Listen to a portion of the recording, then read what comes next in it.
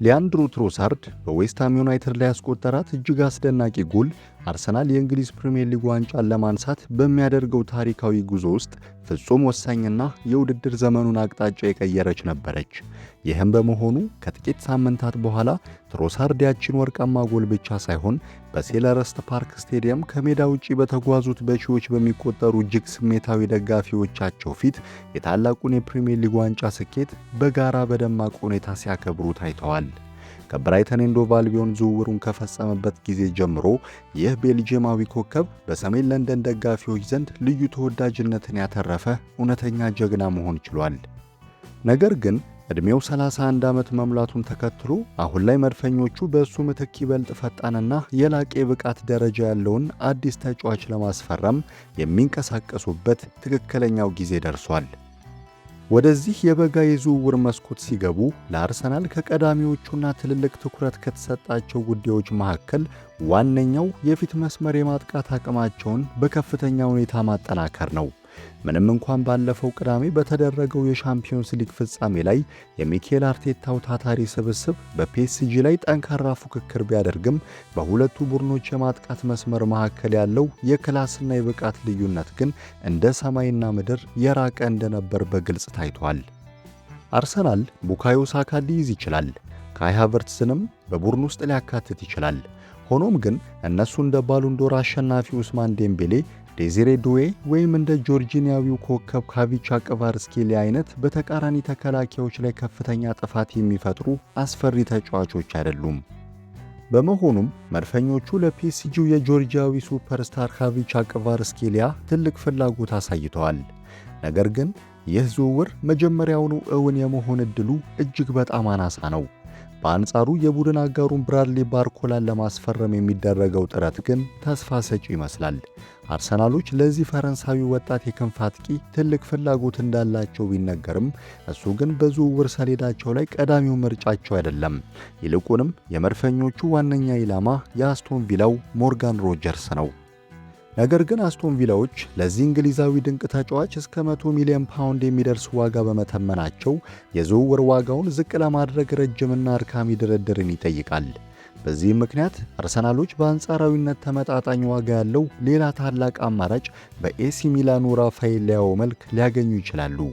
የፖርቹጋላዊው ድንቅ የክንፍ አጥቂ ባለፈው ሳምንት መጨረሻ ላይ ለብዙሃን መገናኛ በሰጠው አነጋጋሪ አስተያየት አሁን ላይ ሳንሴሮን ትቶ የሚሄድበት ትክክለኛው ጊዜ መድረሱን በይፋ ገልጿል። ታዲያ የዚህ ድንቅ ኮከብ ቀጣይ መዳረሻ የት ሊሆን ይችላል? የተጫዋቹን የግል ፍላጎት የምንመለከት ከሆነ በዚህ ክረምት እግሩን ወደ እንግሊዝ ፕሪሚየር ሊግ ማቅናት ዋነኛው ትልቁ ህልሙ ሆኗል። በጣሊያኑ ታዋቂ የስፖርት ጋዜጣ ኮሪየሬ ዴሎ ስፖርት ዘገባ መሰረት ራፋኤል ሊያኦ በዚህ የዝውውር መስኮት እግሩን ወደ እንግሊዝ ማቅናት ታላቅ ህልሙ ሲሆን ለመቀላቀል ከሚፈልጋቸው ክለቦች መካከልም አርሰናል፣ ማንቸስተር ዩናይትድ እና ቼልሲ በስም ተጠቅሰዋል። ከአስቶን ቪላው ሞርጋን ሮጀርስ ጋር ሲነጻጸር የኤሲ ሚላኑ አጥቂ እጅግ በጣም ተመጣጣኝ በሆነ ዋጋ የሚገኝ ሲሆን የጣሊያኑ ታላቅ ክለብ ለእሱ የሚፈልገው 43 ሚሊዮን ፓውንድ ብቻ ነው። ይህ ዋጋ ለማንኛውም የእንግሊዝ ባለሀብት ክለብ ያን ያክል ውድና ከባድ የሚባል አይደለም። ራፋኤል ሊያኦ ከሚላን ለመልቀቅ መዘጋጀቱ ግልጽ ቢሆንም በሌላ በኩል ደግሞ ትሮሳርድ ለአርሰናል የመጨረሻ ጨዋታውን አድርጎ ቢሆን ብዙዎችን አይገርምም። የቤልጂየማዊ ኮከብ የእንግሊዝ ፕሪሚየር ሊግ ዋንጫን በለንደን ጎዳናዎች ላይ ከፍ አድርጎ በ1 ሚሊዮን በሚጠጉ የመድፈኞች ደጋፊዎች ታጅቦ ታላቁን ድል ካከበረ በኋላ ክለቡን በክብር የሚሰናበትበትን አስደናቂ መንገድ ሊሆን ይችላል።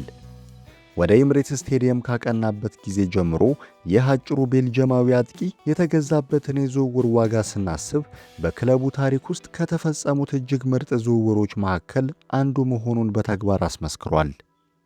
ትሮሳርድ በአነስተኛ የ27 ሚሊዮን ፓውንድ የዝውውር ዋጋ የተፈረመ ቢሆንም በሜዳ ላይ ባሳየው ብቃት የወጣበትን ሳንቲም በሙሉ በተርፍ አስመልሷል። በ2023 የውድድር ዘመን እስከ 17 ጎሎችን ማስቆጠር የቻለ ሲሆን ከዛ በኋላ የጎል ቁጥሮቹ በጥቂቱ ቢቀንሱም በትልልቅና ወሳኝ ጨዋታዎች ላይ ግን ሁልጊዜም ለአርቴታ የመጀመሪያው ታማኝ ተጫዋች ነው። ይህ የ31 ዓመቱ ኮከብ በአርሰናል ቆይታው በዌስትሃም ላይ ያቺን ወሳኝ ጎል ማስቆጠሩ ብቻ ሳይሆን ቡድኑ አስጨናቂ ሁኔታዎች ውስጥ በገባበት ጊዜ ሁሉ ወሳኝ ጎሎችን በማስቆጠር የመድፈኞቹ እውነተኛ የድንገተኛ ደራሽ ተጫዋች መሆን ችሏል። ቀደም ሲል በተጠቀሰው በዛው የ2023 የውድድር ዘመን በስታንፎርድ ብሪጅ ከቼልሲ ጋር በነበረው ጨዋታ በመጨረሻው ደቂቃ ላይ አስገራሚ የአቻነት ጎል በማስቆጠር ቡድኑን ከአስከፊ ሽንፈት ያዳነው ትሮሳርድ ነበር።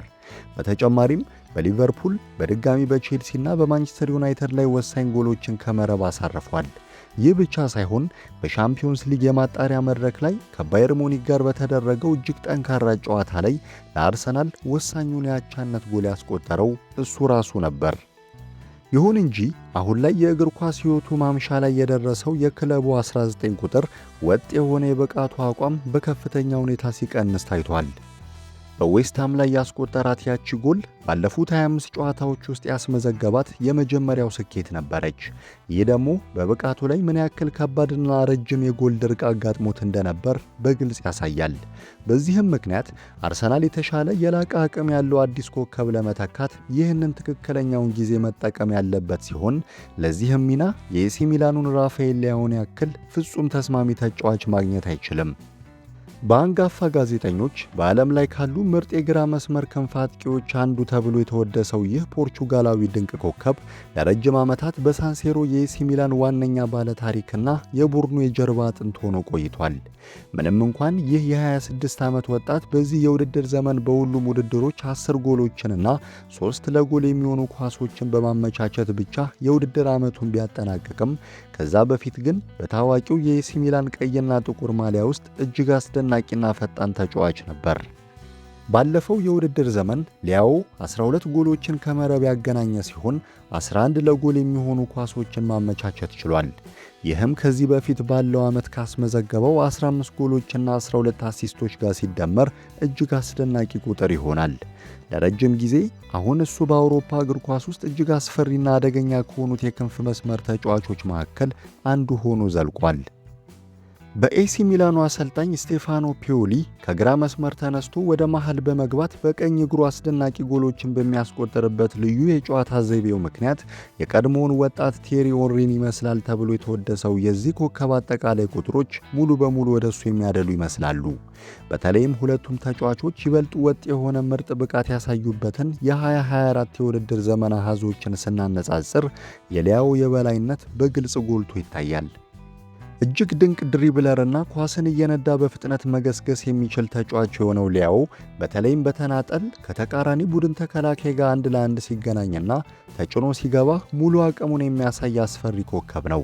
በጠባብ ቦታዎች ላይ ኳስን በጥበብ በመቆጣጠር ረገድ እንደ ትሮሳርድ ረቂቅ ባይሆንም ረጅምና ጠንካራ አካላዊ ቁመናው ግን ተከላካዮችን በቀላሉ ሰብሮ እንዲያልፍ ትልቅ ዕድል ይሰጠዋል። ይህ የሚላን ሱፐርስታር ሙሉ በሙሉ በከፍተኛ ፍጥነት ላይ በሚሆንበት ጊዜ እሱን በሜዳ ላይ መግታት ፍጹም የማይቻል ነው። በአንድ ለአንድ ግንኙነቶች ሁልጊዜም አሸናፊ፣ ተጫዋቾችን በአስደናቂ ብቃት በማለፍ ረገድ የተካነ፣ ግቦችን ማስቆጠር የሚችልና ተከታታይ የሆኑ ለጎል የሚሆኑ ኳሶችን የማመቻቸት ልዩ ችሎታ ያለው ሁለገብ ተጫዋች ነው። አርሰናል በቀጣዩ የውድድር ዘመን የእንግሊዝ ፕሪሚየር ሊግ ስኬቱን ለማስቀጠልና የበላይነቱን ለማረጋገጥ በሚጥርበት በዚህ ወቅት ሊያኦ ለአርቴታ የማጥቃት መስመር ጨዋታን ሙሉ በሙሉ ሊቀይር የሚችል በትክክል የሚያስፈልጋቸው አይነት ወሳኝ ፈራሚ ነው። ለዛሬ እዚህ ጋር አበቃን።